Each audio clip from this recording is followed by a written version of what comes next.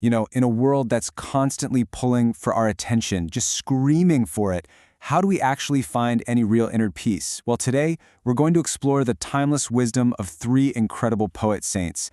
And what they offer is this powerful, unified path to cut through all that noise and find what's really lying within.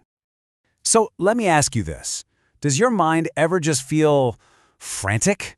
Like it's running in circles, completely exhausted by its own thoughts, its own anxieties and desires? It's a feeling we all know, and it's the exact problem that our first guide addresses with some startling clarity. Wow. I mean, what an image, right? The 15th century mystic Kabir just hits you with that. And think about it. The dog isn't being attacked by other dog. It's trapped by its own reflection. And that, right there, is the central problem.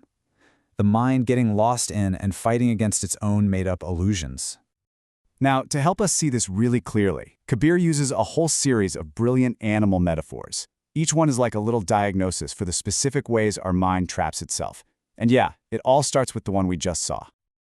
First up, we have that frantic dog. This represents the mind that mistakes its own projections. Our fears, our judgments, all those insecurities for some kind of external enemy. It spends every ounce of its energy barking at reflections, and ultimately, it just destroys itself with its own agitation.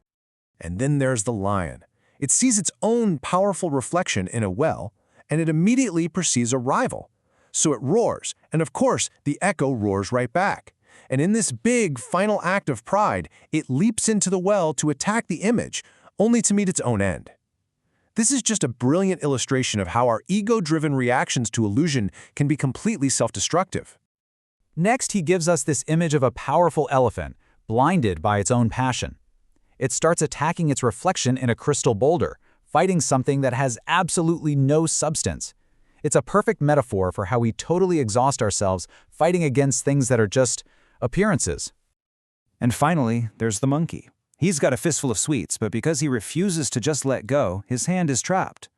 And this just keeps him agitated, jumping restlessly from house to house, and, well, that's us, isn't it? Clinging so tightly to these tiny little desires and fleeting thoughts that we keep ourselves in this state of self-made bondage. So, the bottom line of Kabir's diagnosis is this. Our suffering isn't random. It comes directly from these patterns. We misidentify illusions as being real, we cling to them, which of course makes our minds restless, and ultimately, we end up constructing the very cages that imprison us. And all of this leads to Kabir's absolute masterstroke of a question.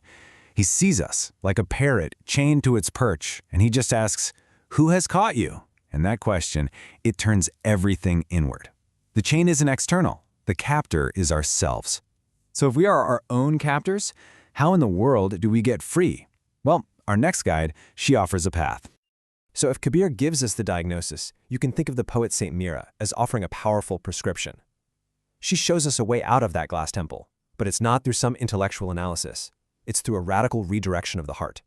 Mira's message is all about total, unwavering focus. She looks at all the illusions, all the fleeting attachments of the world that Kabir described, and she basically says, just let them go.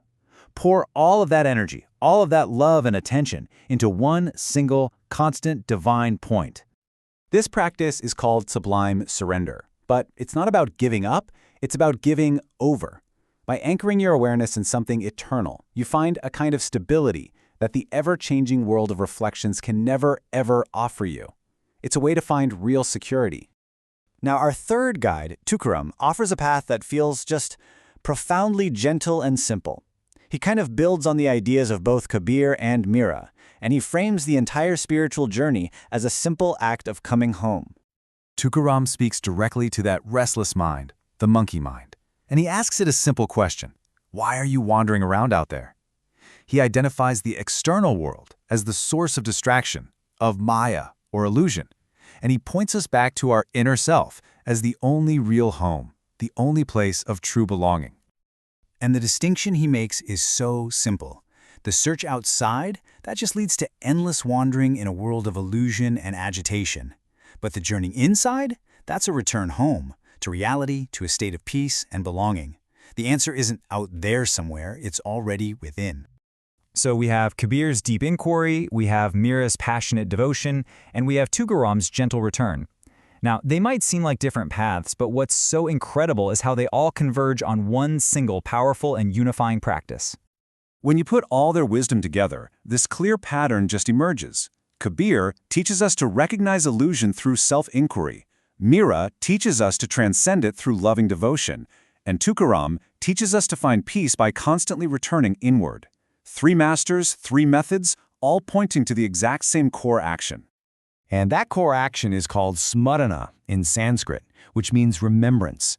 And this isn't a passive memory, it's the active practice of remembering your true nature. It's the conscious choice to bring your attention back from the world of shadows to the light within.